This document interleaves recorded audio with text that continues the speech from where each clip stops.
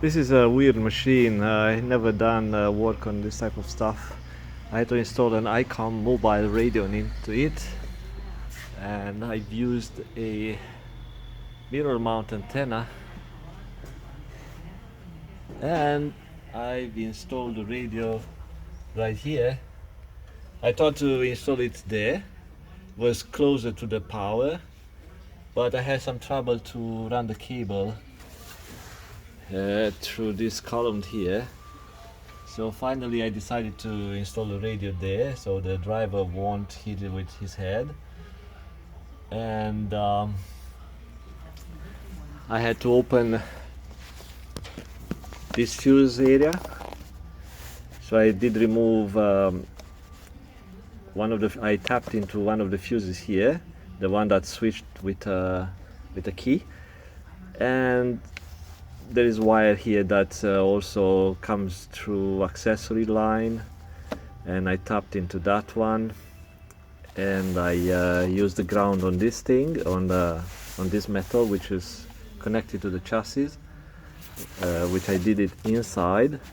And of course for the power I ran a split loom,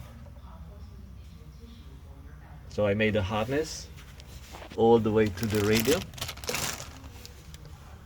And back at the radio, and to run the antenna, that was a bit of a challenge.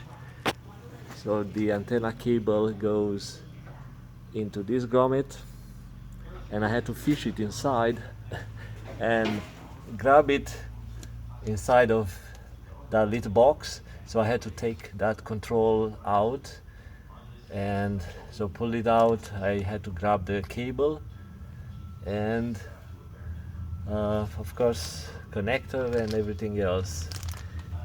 If you know these tricks, it would take you maybe 2-3 hours, but it took me a little bit longer to figure out where to mount the antenna, what antenna to install, because these guys are going to park the machine under some sort of a shed, so I had limited clearance. I could not install the antenna like I would here with a sort of a bracket.